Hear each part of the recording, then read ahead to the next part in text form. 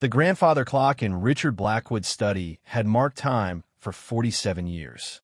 It had witnessed the signing of his first major deal, the birth announcements of his 3 children, the quiet tears after his wife's funeral, and countless moments that had built an empire worth $4.2 billion.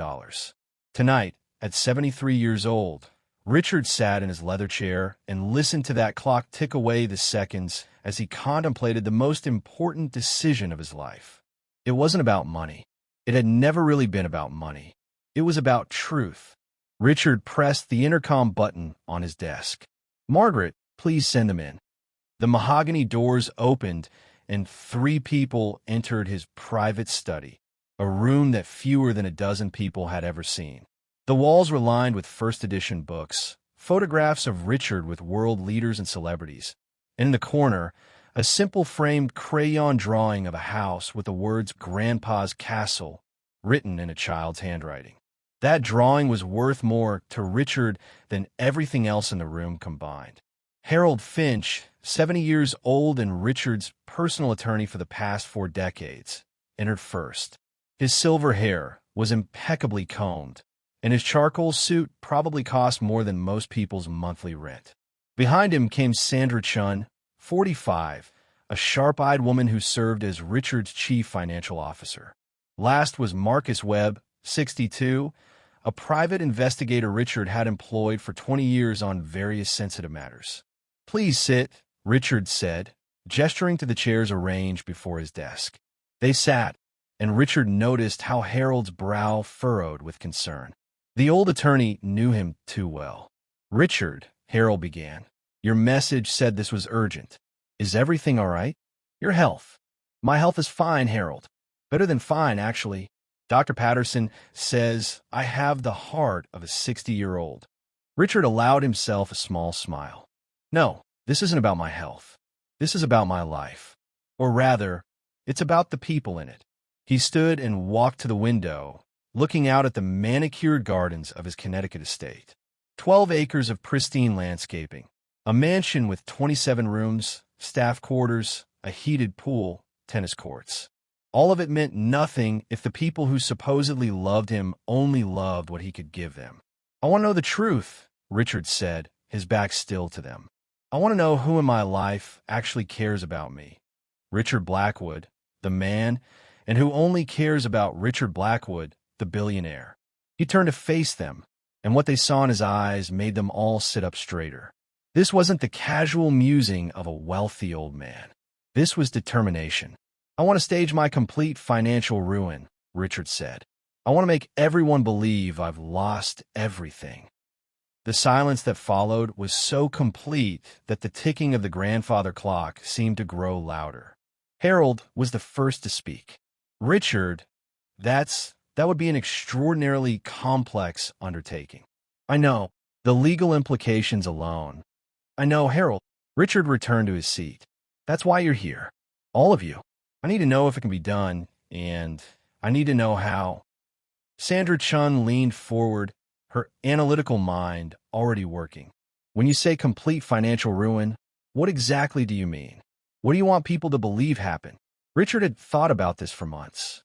A catastrophic investment failure. A Ponzi scheme that I was foolish enough to fall for. Something that would be embarrassing enough that people would believe I'd want to hide it, but devastating enough that they'd believe I have nothing left. "And how long would this performance continue?" Marcus asked. 3 months. Maybe 4. Long enough to see who stays and who goes. Harold shook his head slowly. "Richard, I've known you for 40 years. I was there when you built this empire from nothing. I know you're not a man who makes decisions lightly. But the deception involved, the potential damage to relationships if they discover the truth." "What relationships, Harold?" Richard's voice was suddenly heavy with weariness. "My son David hasn't called me in 4 months unless it was to ask for money for one of his investments. My daughter Victoria schedules her visits around her request list. My son Michael." Richard paused, a flash of pain crossing his face. "Michael only speaks to me through his attorneys about the trust fund disbursements." "And your friends?" Harold asked gently. Richard laughed. but there was no humor in it. Friends. You know, Harold, when Eleanor was alive, we had dinner parties every month. The house was full of people. Laughter. Conversation. After she died, do you know how many of those friends came by just to check on me? Just to see how I was doing, with no agenda, no favor to ask. He held up his hand, making a zero with his fingers. Not one. Not a single one. The only calls I get are from people who want donations for their charities, investments in their ventures, introductions to people they want to meet. Everyone wants something. Not everyone, Sandra said quietly. Richard's expression softened. No, not everyone. That's what I need to find out. Who are the exceptions? Who would stand by me if I had nothing to offer them? Marcus, who had been listening silently, finally spoke. Mr. Blackwood, in my line of work, I've seen a lot of family disputes over money. I've seen what inheritance does to people. If you do this, you need to be prepared for what you might find. You might not like the truth. I'm 73 years old. Marcus, I've lived with comfortable lies long enough. I'd rather know the painful truth. Harold sighed and pulled out a legal pad. Richard recognized that gesture. It meant the attorney had accepted the challenge. All right, Harold said. Let's discuss how this might work.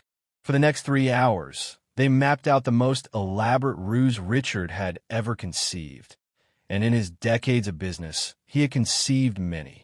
The key, Sandra explained, her fingers flying over her tablet as she pulled up financial projections, is creating a believable narrative. A sudden loss would make people suspicious.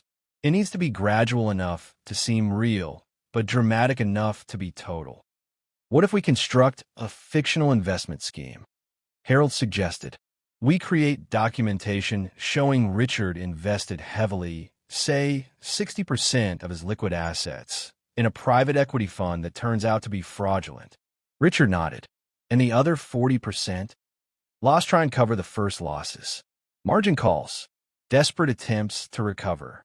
It's a classic story of a successful businessman getting greedy in his later years and falling for a con. Harold's eyes met Richard's. People will believe it because they want to believe it.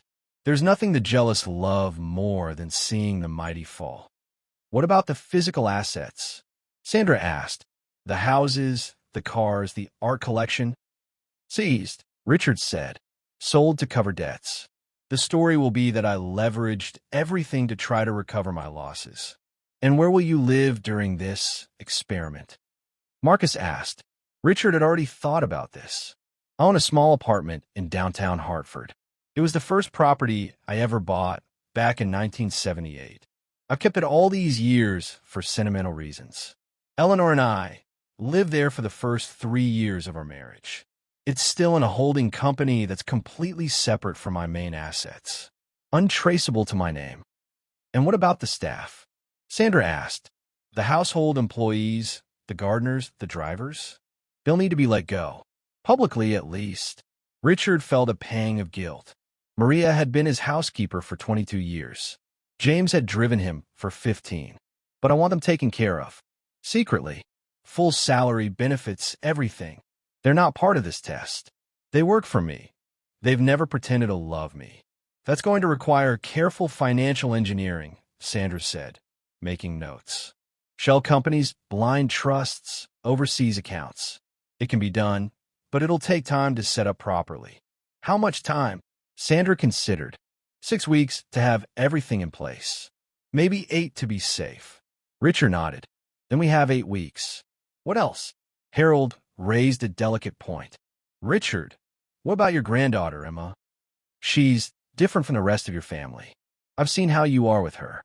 A genuine smile crossed Richard's face at the mention of Emma. At 12 years old, she was his youngest grandchild, the daughter of his troubled son Michael. Unlike her cousins, who had been raised to see their grandfather as an ATM in a 3-piece suit, Emma seemed to actually enjoy spending time with him. She asked about his life, his past, his stories about building the company. She never asked for anything. But then again, Richard thought she was only 12. Perhaps she simply hadn't learned yet. Emma is included in the test, Richard said firmly, though the words hurt. I hope, I pray, that she's genuine. But I have to know for certain. No exceptions. Harold nodded slowly. And if she passes the test? If anyone passes the test, Richard said, they'll inherit everything. Not just money. Everything I have to give. My time, my attention, my wisdom, whatever years I have left. Marcus had been making notes of his own. I'll need to set up surveillance.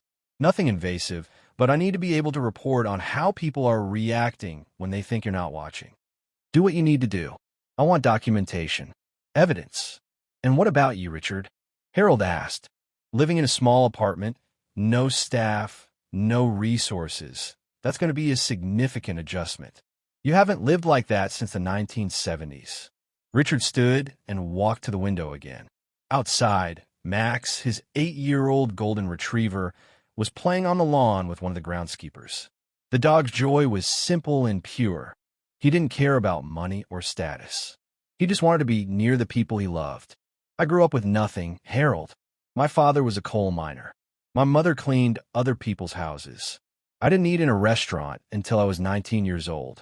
I think I can manage a few months of living simply. He paused. Besides, I'll have Max. If nothing else, at least I know his love is real.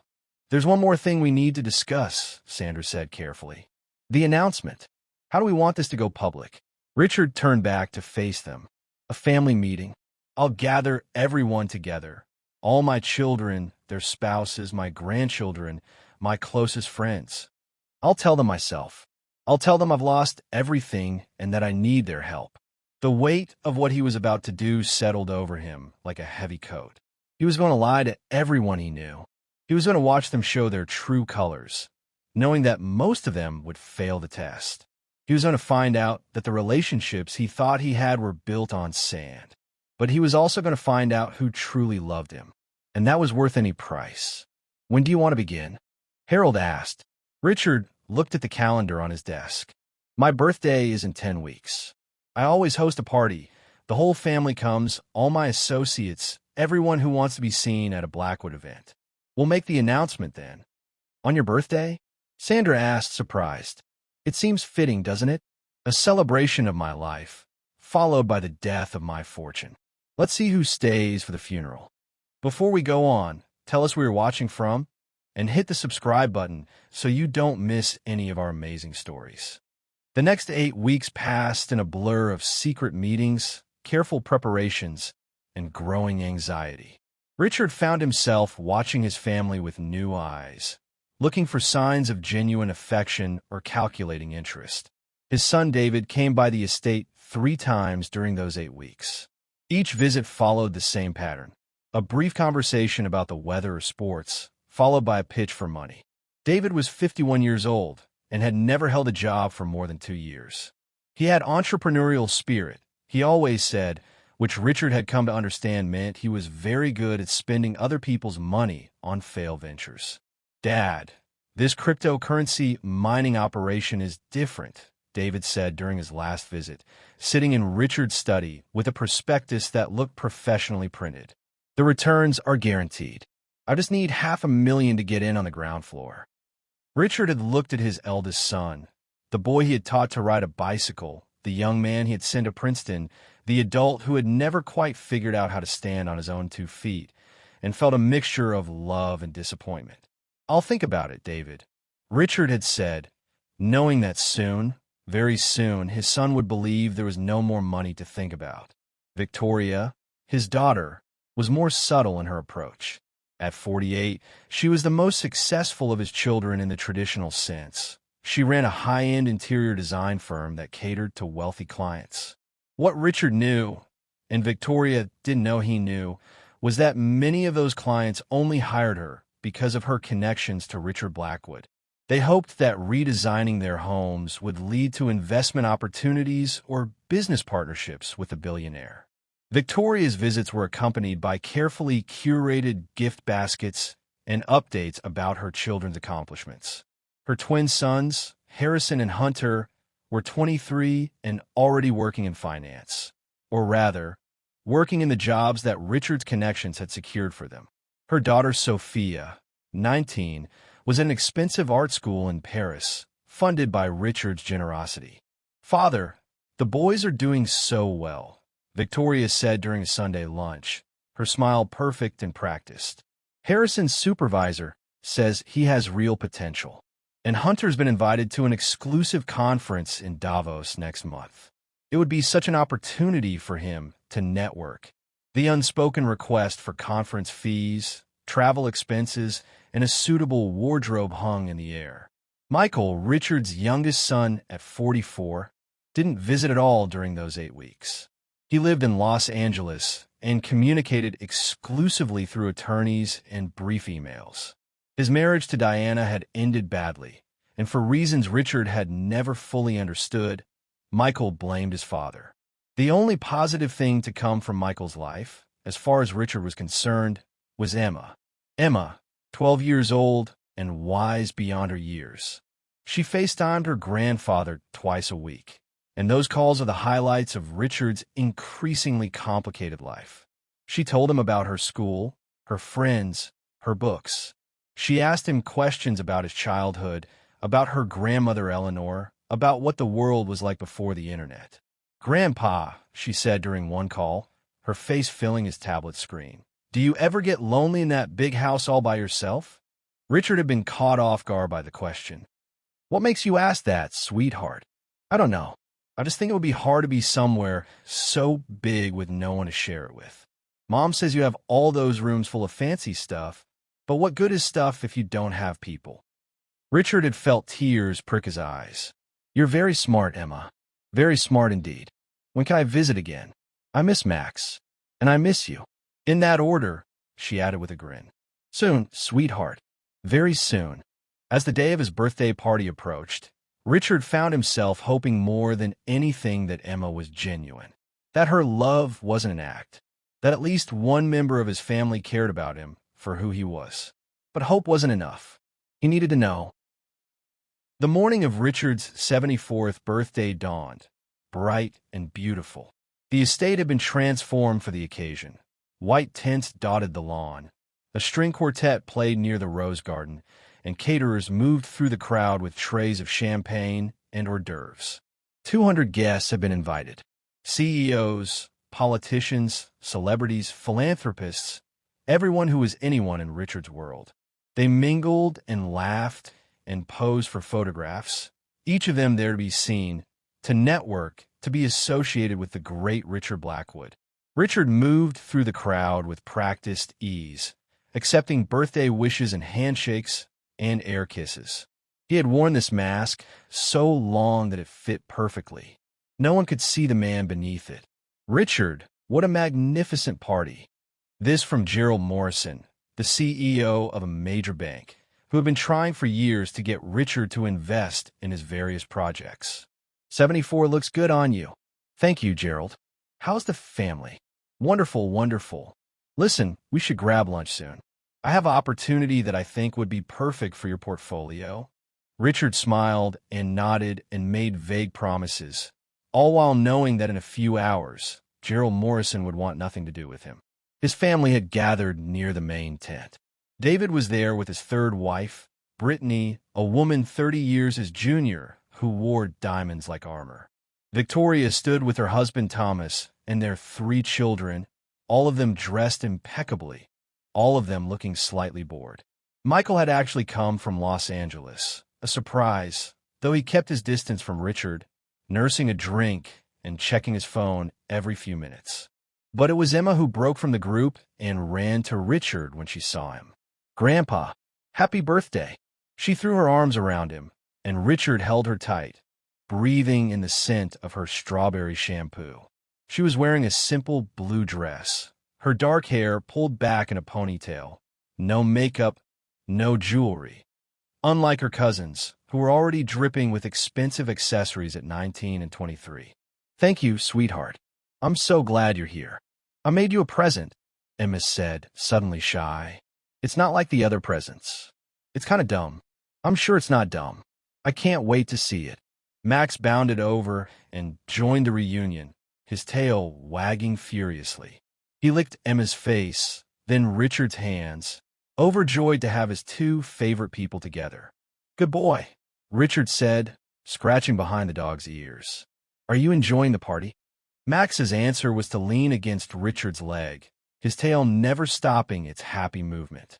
The afternoon passed in a blur of food, speeches, and carefully performed affection.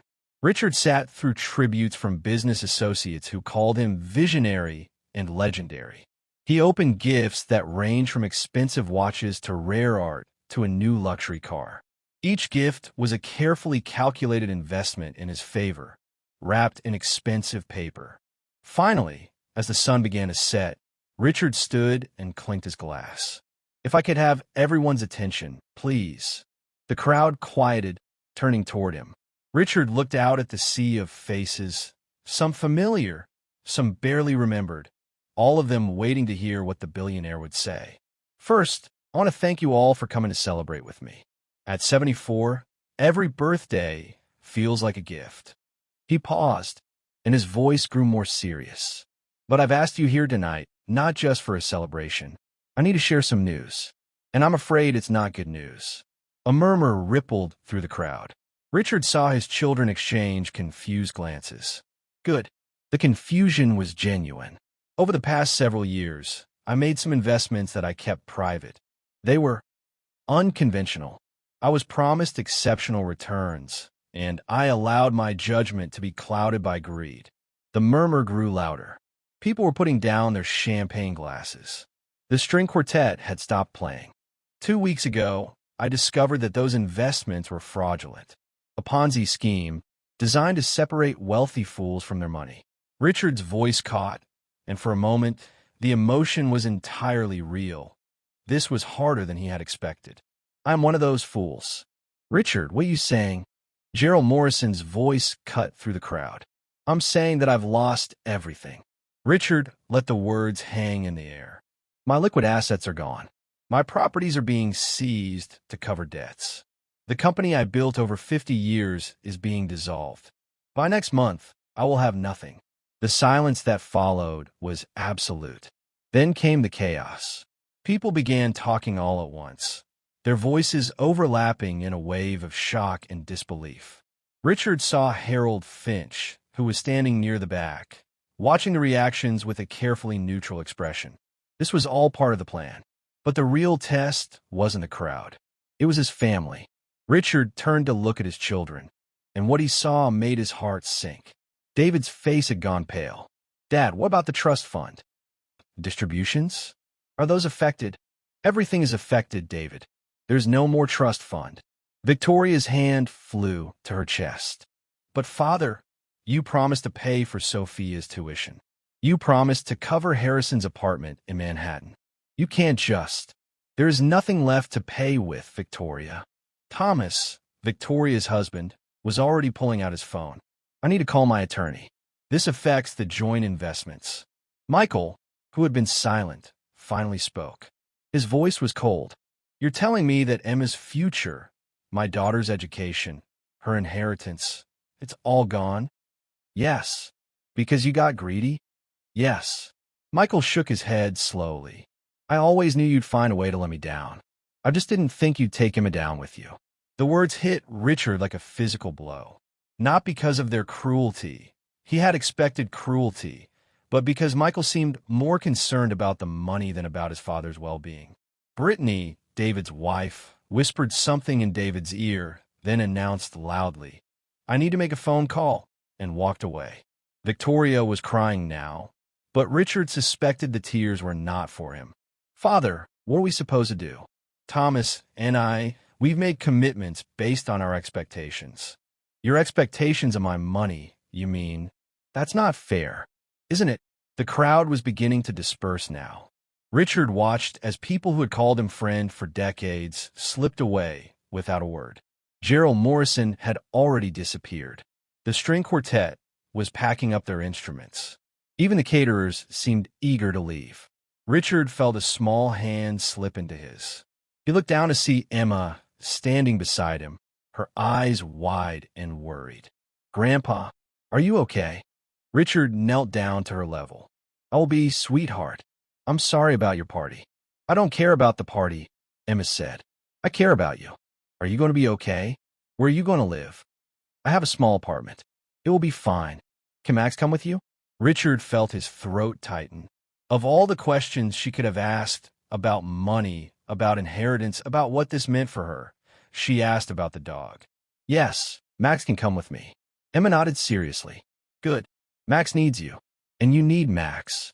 She threw her arms around him again, and Richard held her like she was the only thing keeping him anchored to the earth. The days following the announcement were brutal. Richard had moved into the small Hartford apartment, taking only essentials and, of course, Max. The contrast with his former life was stark, where once he had awakened to the sound of Maria preparing breakfast and James asking about his schedule, he now woke to the noise of traffic and the necessity of making his own coffee. It was liberating in a strange way. Also lonely. The calls started immediately. Not calls of concern, calls of fury. David was first. Dad, I just talked to a lawyer. Is there any way to shelter some of the assets? There has to be something you can do. There's nothing to shelter, David. It's all gone. But what about my venture? The cryptocurrency, I was counting on that investment. You'll have to find another investor. A long pause. Then, so you're really not going to help me? I can't help you. I have nothing. The line went dead. Victoria's calls were more frequent and increasingly desperate. Father, Sophia's tuition is due next month. The school is already sending notices. Victoria, I cannot pay for something I don't have money for. But you have to do something. You're her grandfather. And I'm also a man who has lost everything. I wish there was something I could do. Wish isn't going to pay her bills. I can't believe. Victoria's voice broke. I've told everyone, Father. Everyone knows about our family, our lifestyle. How am I supposed to show my face? How am I supposed to explain that my father, the great Richard Blackwood, lost everything because he was stupid enough to fall for a scam? Richard had let her vent, feeling each word like a small cut. Not because she was wrong about his fictional stupidity, but because every word revealed that her primary concern was her own image, not her father's well-being. Michael's response was different. He simply stopped communicating at all. No calls, no emails, nothing. Richard learned through Marcus's reports that Michael had told people his father was dead to him. The grandchildren were no better. Harrison and Hunter, Victoria's twins, were furious that their easy paths to success were now complicated. Sophia sent a long, dramatic email about how her life was ruined and how she would never forgive her grandfather for taking away her future. But Emma was different. She called the day after the party. Grandpa, how are you? Richard smiled, despite his exhaustion. I am fine, sweetheart. Getting settled in my new place. Is it nice? It's small, but it's cozy. Max seems to like it. Can I come visit sometime? Richard's smile widened. I would love that, but you'll have to ask your father. There was a pause. Dad's been really upset. He says we're not supposed to talk to you. Richard's heart clenched. Oh, I see, but I don't care what he says. Emma's voice was defiant. You're my grandpa. I can talk to you if I want to. Emma, I don't want you to get in trouble. I won't. I'll be sneaky. She giggled. Like a spy. A spy, huh? Yeah. I'll call you from my friend Madison's house. Dad doesn't know Madison's phone number. Richard laughed. A real laugh, the first one in days. You're too clever for your own good, young lady. That's what everyone says. Grandpa, are you really okay? I've been worried. I'm really okay, sweetheart. I promise. Good. Because I love you. Even if you don't have any money anymore. The simple words nearly broke him. I love you too, Emma. More than you know. Over the following weeks, Richard watched his social circle evaporate like morning dew. Gerald Morrison, who had called him dear friend at countless dinners, now didn't return his calls. The charity boards he had sat on quietly requested his resignation. The country club where he had been a member for 30 years sent a politely worded letter about reassessing his membership status in light of recent circumstances.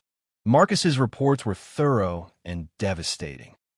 Your former associates are distancing themselves publicly, Marcus explained during one of their weekly meetings. There's been talk at the club about how you were always more lucky than smart. Some are saying they never really trusted you.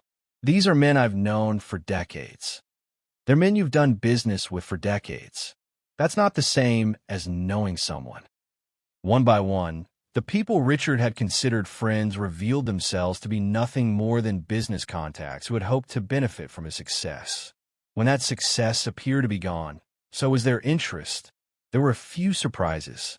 Robert Shun, a mid-level executive at one of Richard's former companies, reached out unexpectedly. "Mr. Blackwood, I heard what happened. I just wanted to say, I'm sorry.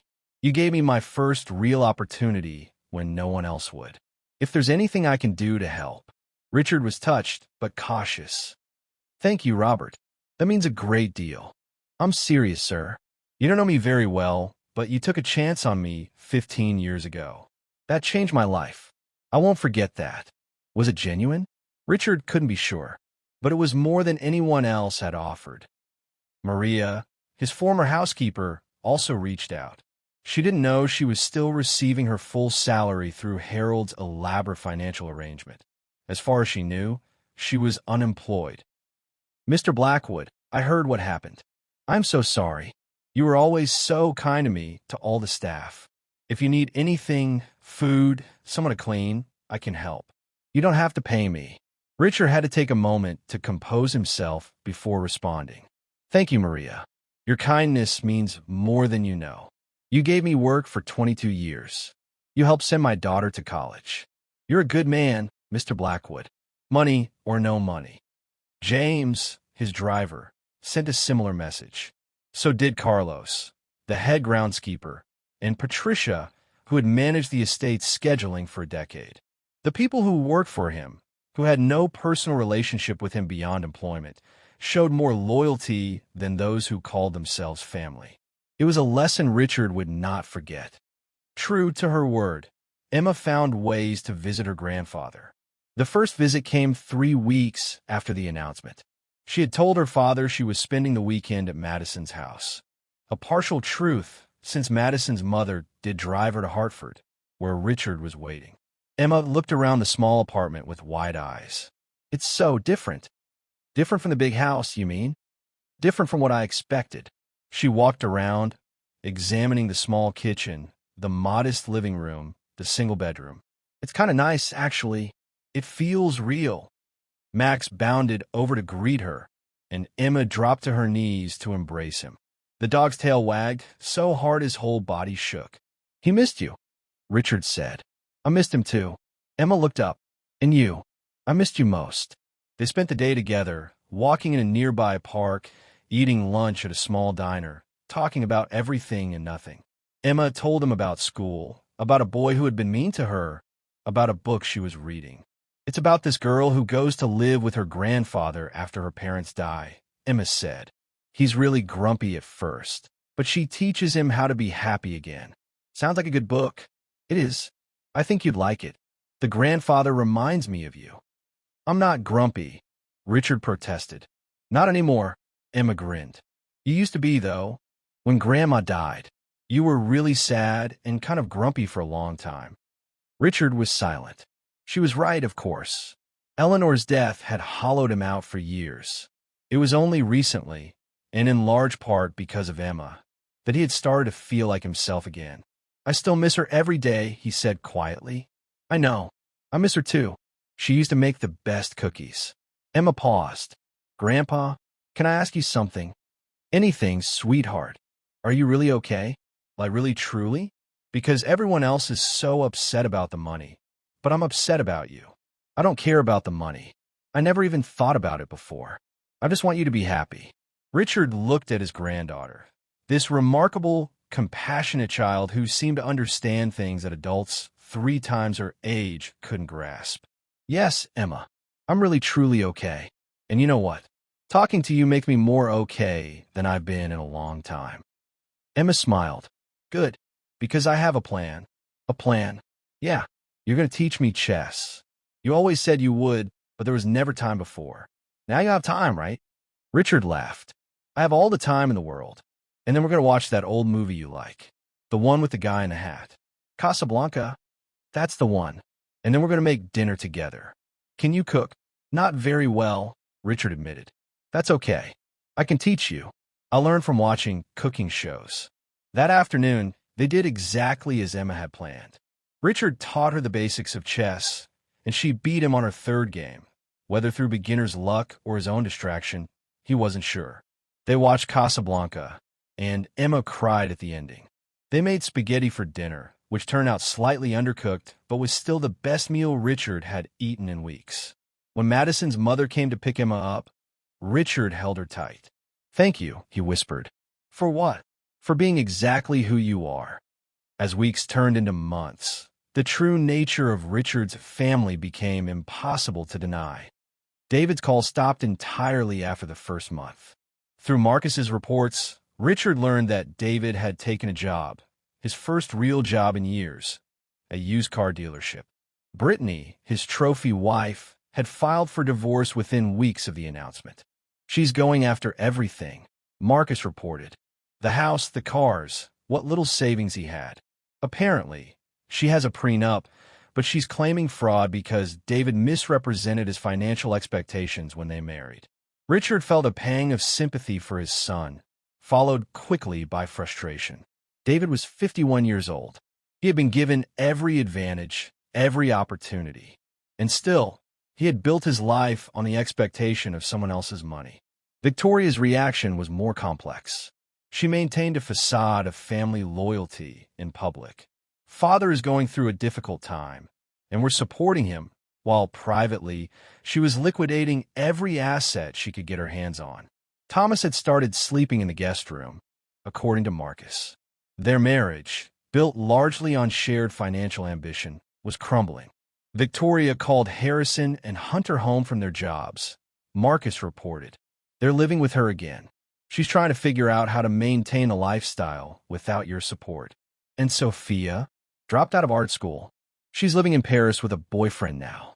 Victoria doesn't talk about her.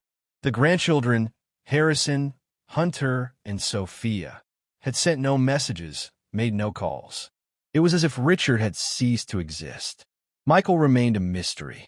He had stopped communicating entirely, but Marcus's reports indicated he was struggling.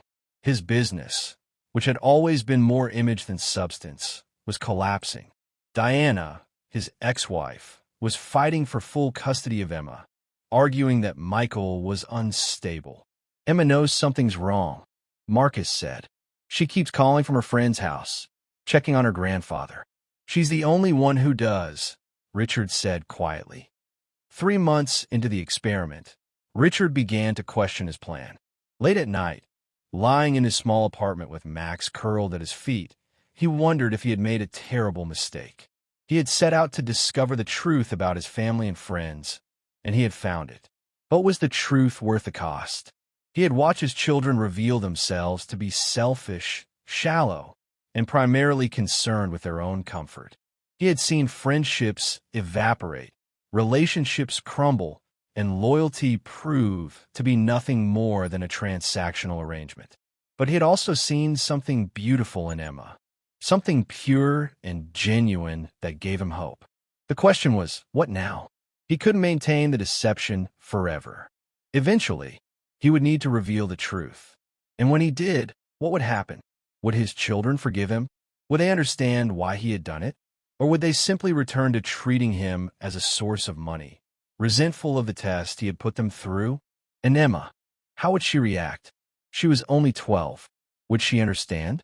Would she feel betrayed? These questions haunted Richard's nights. During the day, he found unexpected peace. He learned to cook simple meals, to clean his own apartment, to walk Max through the neighborhood without a bodyguard or driver. He talked to ordinary people, the man who ran the corner deli, the woman who walked her dogs in the same park, the teenagers who played basketball in the lot behind his building. He had spent decades surrounded by extraordinary wealth and extraordinary people. He had forgotten what ordinary felt like. It felt good, real, grounded. One evening, as Richard sat on a park bench with Max, an old man sat down beside him. "Beautiful dog," the man said. "Golden retriever?" "Yes. His name is Max. I had a golden when I was younger." Best dog I ever had. The man extended his hand. I'm Frank. Richard. They talked for an hour. Frank was a retired postal worker, widowed, with 3 children and 6 grandchildren. He lived alone in a small house a few blocks away and spent his days walking in the park and reading in the library. The secret to happiness, Frank said, is knowing what's enough. I never had much money, but I had enough. Enough food, enough shelter, enough love. That's all anyone really needs. And your children? Richard asked. Do they visit? Frank smiled. My oldest comes every Sunday. My middle boy calls twice a week. My youngest, well, she's busy with her own life, but she remembers birthdays and holidays. He paused. They were raised right. They know that family is family, no matter what. Richard thought about his own children, raised in wealth and privilege, who had vanished at the first sign of difficulty. How do you raise them right? He asked. Frank considered the question. You teach them that people matter more than things. You show them what it means to work hard and be grateful. And you love them, truly love them, not by giving them everything they want, but by being there when they need you. Sounds simple. It is simple. Doesn't mean it's easy. Frank looked at Richard with knowing eyes. You have children? 3. And grandchildren. Let me guess. They didn't turn out like you hoped. Richard was quiet for a moment. One did. My youngest granddaughter. She's remarkable. Then focus on her, Frank said. You can't change the ones who are grown, but you can still be there for the one who's growing. It was simple advice, but it was exactly what Richard needed to hear. The call came at 3 a.m. on a Thursday. Richard fumbled for his phone, his heart racing. Nothing good ever came from calls at 3 a.m. Mr. Blackwood? This is Officer Patterson with the Hartford Police Department. I'm calling about your son, Michael Blackwood. Richard's blood turned to ice. What happened? Sir, your son was in an accident tonight. He's at Hartford General Hospital. You should come as soon as possible. Richard was dressed and out the door in 5 minutes, leaving a confused Max behind.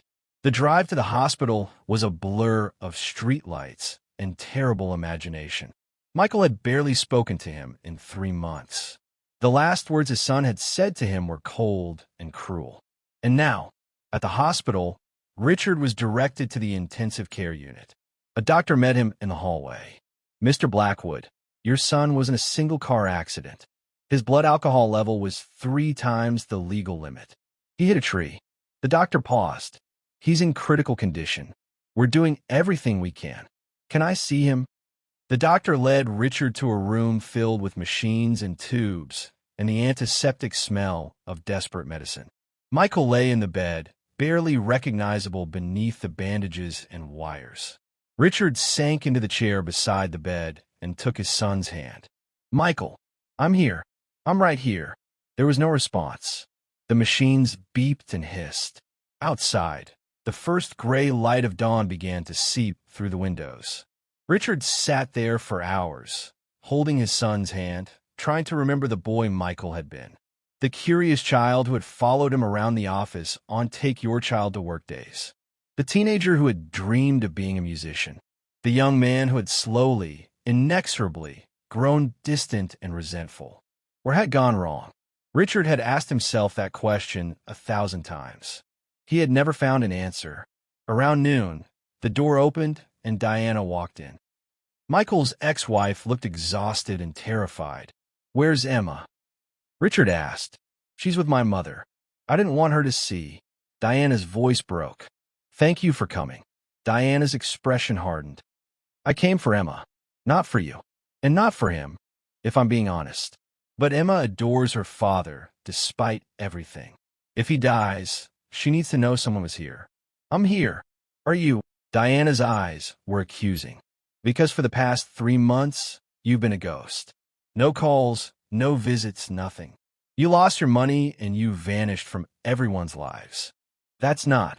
Richard stopped himself. He couldn't explain. Not yet. Not now.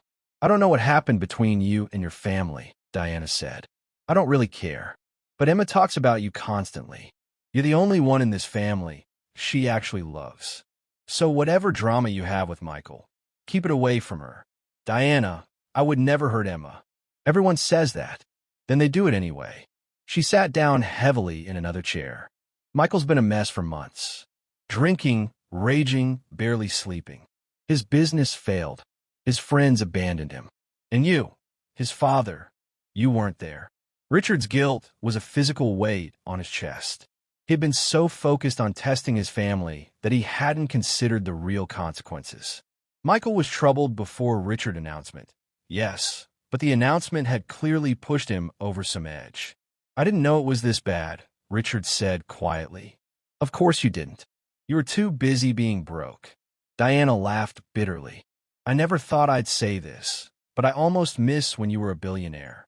At least then, Michael had something to be angry about besides his own failures. They sat in silence, watching Michael's chest rise and fall with mechanical regularity. Michael woke up 3 days later. His first words were, "Where's Emma?" Richard, who had barely left the hospital in those 3 days, leaned forward. "She's safe. She's with Diana's mother." Michael's eyes, clouded with pain and medication, slowly focused on his father. Why are you here?" "You're my son. I'm the son who told you you were dead to me. You're still my son." Michael closed his eyes. When he opened them again, they were wet. "I crashed my car. I remember. I remember being angry. So angry. At everything. At you. At myself. At the whole world. I know. I could have killed someone. I could have killed myself." Michael's voice cracked. Part of me wanted to. Richard took his son's hand. "Michael, I've been so angry for so long, Dad. I don't even remember why anymore. I just know that nothing ever felt like enough. Your money, your success. I was born with everything, but I never felt like anything." "I didn't know," Richard said.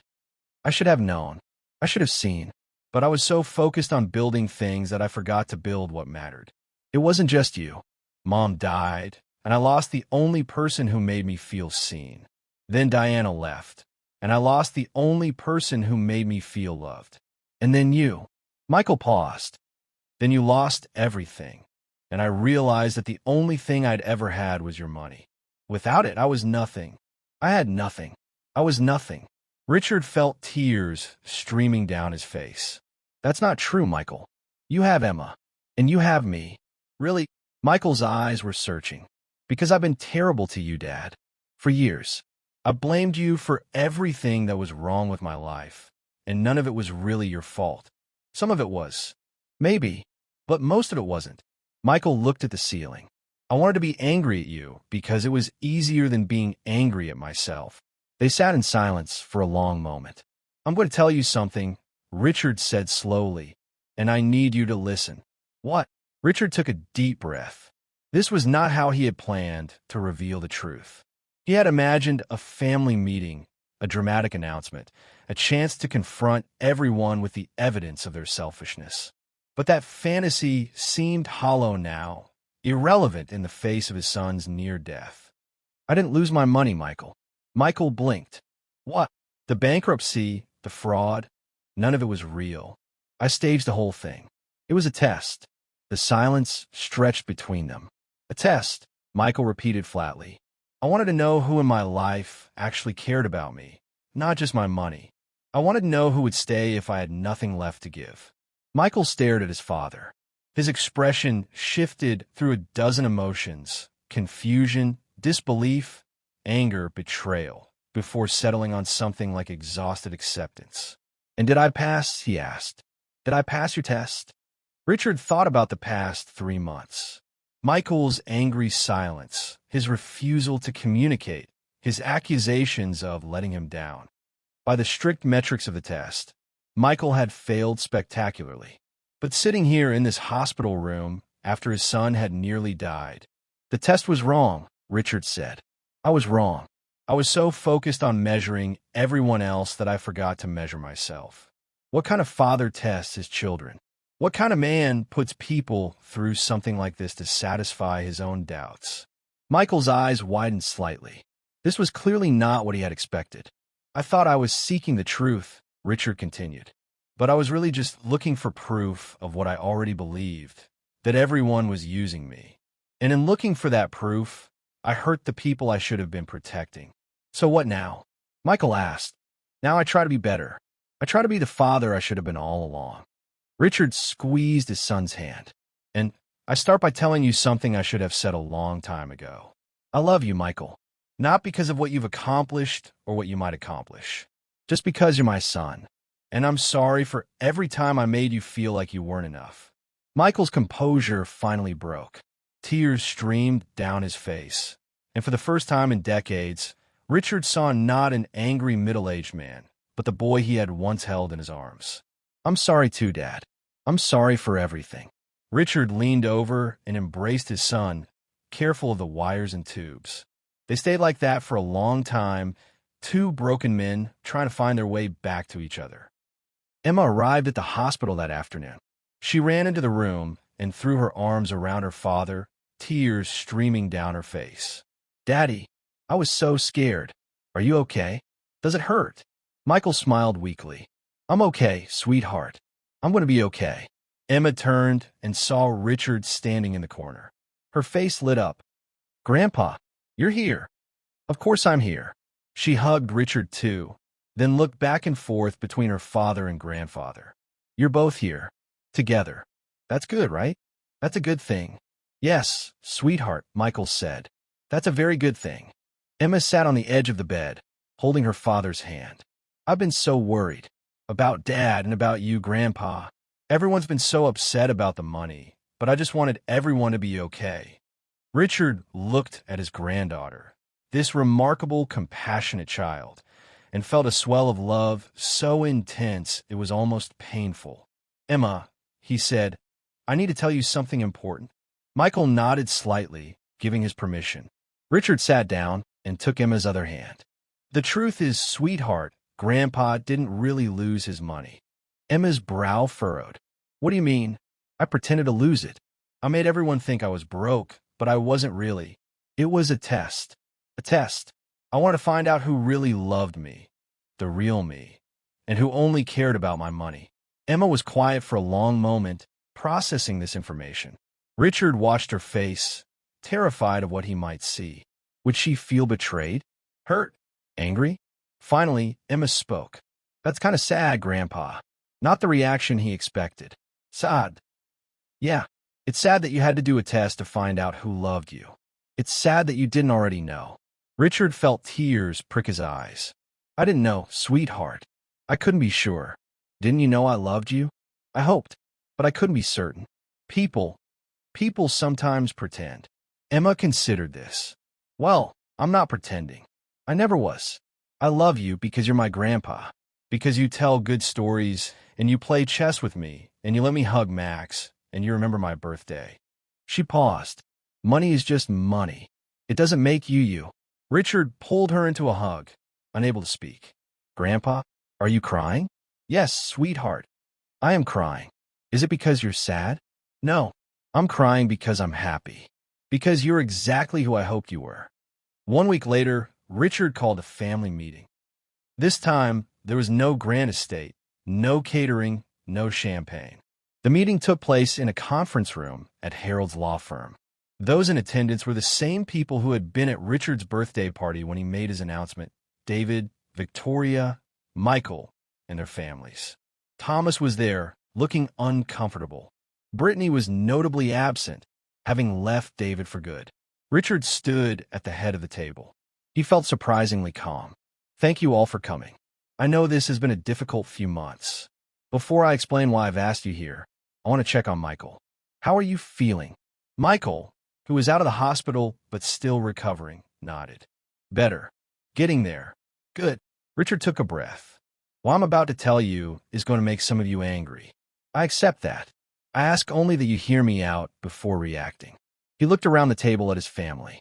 David, who had aged 10 years in 3 months and couldn't meet his eyes.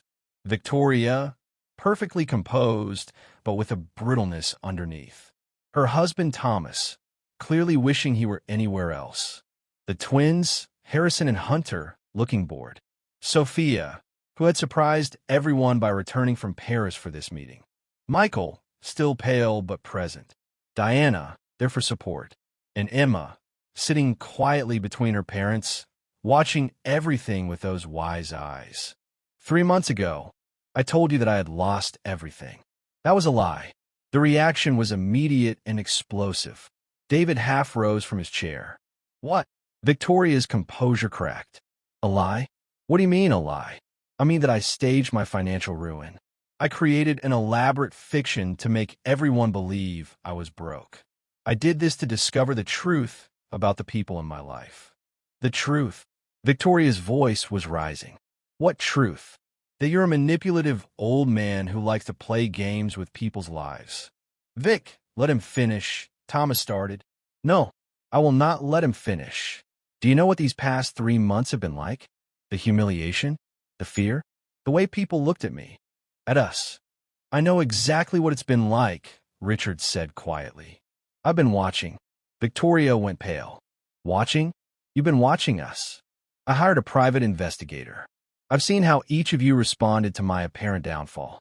Richard's voice was calm but firm. I've seen David's first concern was the trust fund, not his father's well-being. I've seen Victoria's first thought was how this affected her social standing. I've watched friendships evaporate and loyalty disappear the moment there was no more money to be gained. So this was all a test, David said bitterly. A test to see if we measured up to your standards. Yes, and with a few exceptions, you all failed. The silence that followed was heavy with shame and anger. But, Richard continued, before any of you say anything, I need to acknowledge something. The test was wrong. I was wrong to do it. You admit you were wrong? Victoria asked. Yes.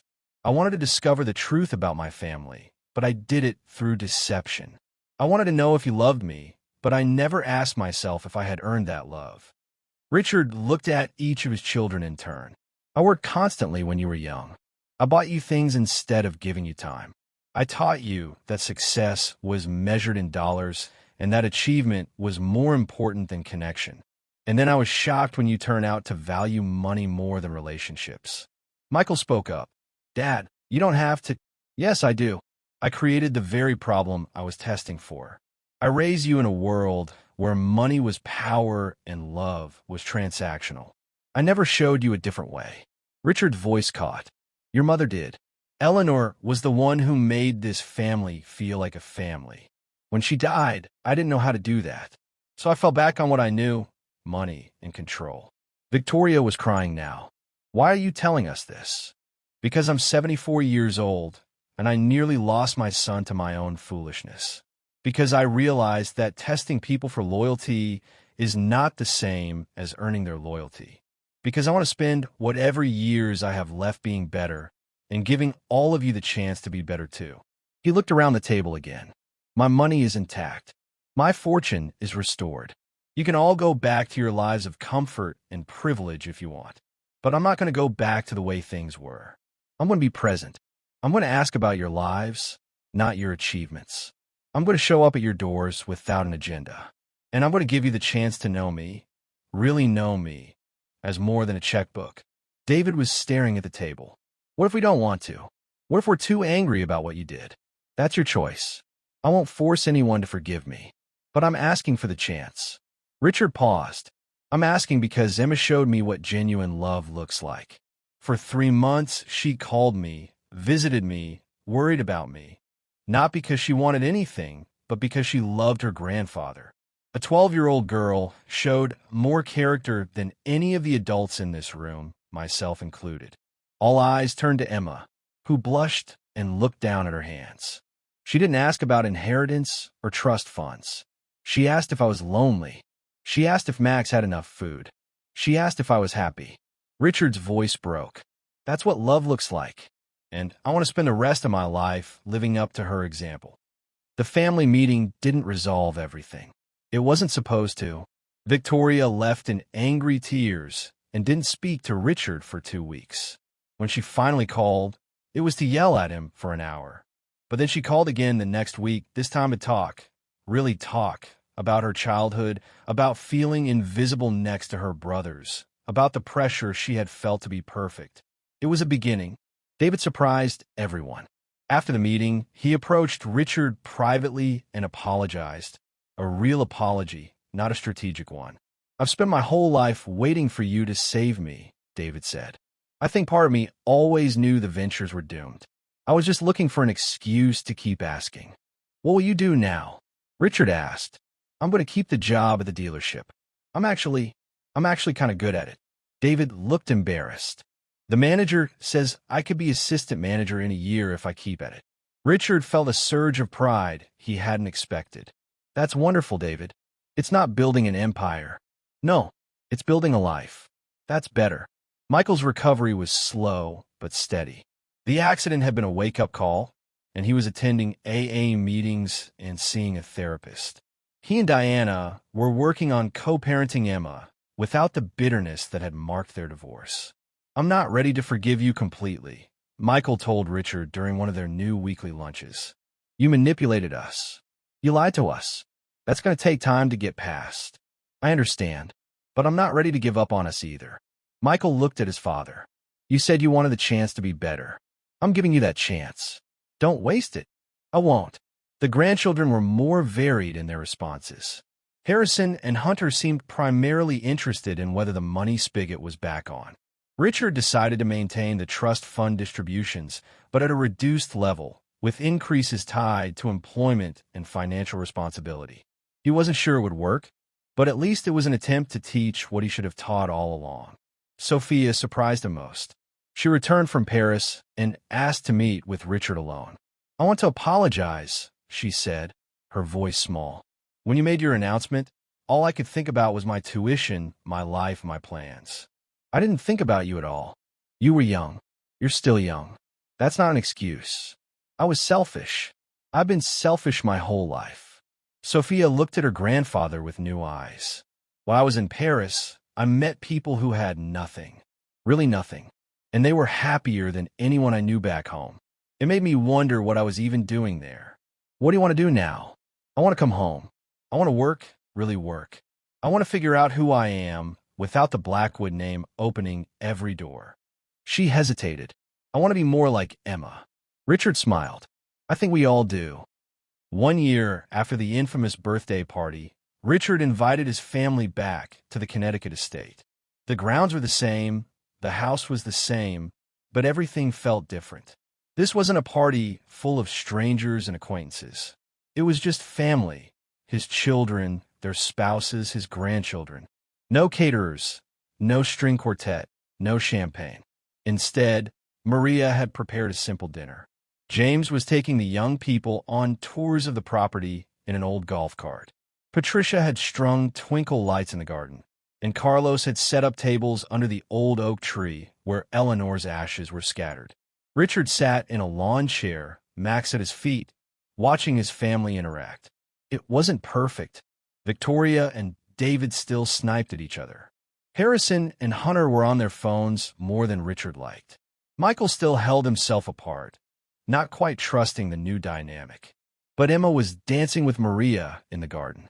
Sophia was helping Carlos arrange flowers. Thomas and Diana, who had discovered an unexpected friendship, were laughing about something at the bar. It was messy. It was real. It was family. Harold approached with 2 glasses of whiskey and sat down beside Richard. "Well," the attorney said, "it's been quite a year. That's one word for it. Are you happy, Richard, with how things turned out?" Richard considered the question. Happy isn't quite the right word. Hopeful, maybe. "I did something terrible. I lied to the people I love. I tested them like subjects in an experiment. I'm still not sure it was justified. But you learned the truth." "Did I?" Richard shook his head. "I learned that my family is flawed. I knew that before. I learned that most of them value money more than they should. I knew that too." He paused. "The only real surprise was Emma and Max. They were the only ones who loved me unconditionally. That's something. It's everything." Richard watched Emma spin in the fairy lights, her laughter floating across the garden. "But here's what I learned that I didn't expect. I learned that I was part of the problem. Maybe the biggest part. I created a family where money was the measure of everything. And then I tested them to see if they could transcend that. That seems unfair. It was completely unfair. And that's the last lesson, the most important one. Richard took a sip of whiskey. You can't test people into being better. You can only love them toward it. You can only model what you want them to become and hope they follow. Harold was quiet for a moment. Eleanor will be proud of you. Richard felt tears prick his eyes. I hope so. I hope she's up there somewhere, watching Emma dance in her garden, seeing this family try to become something better. Speaking of Emma, Harold said, I've drawn up the new estate plan as you requested. She's the primary beneficiary now, with the charitable trust taking the remainder. Your other grandchildren will receive the reduced bequests. Are you sure about this? Richard looked at Emma, who had stopped dancing and was now crouched down, scratching Max behind the ears. The dog's tail was wagging furiously. She's the only one who passed the test, Richard said. Not because she's perfect, but because she never saw me as a test at all. She just saw me as her grandfather. And Max. Richard laughed. Max gets the guest house and a lifetime supply of premium dog food. It's in the will. You're a strange man, Richard Blackwood. I'm a lucky man, Harold. It took me 74 years and a very foolish scheme to realize it, but I'm the luckiest man alive. If you enjoyed this story, kindly subscribe for more heartwarming stories.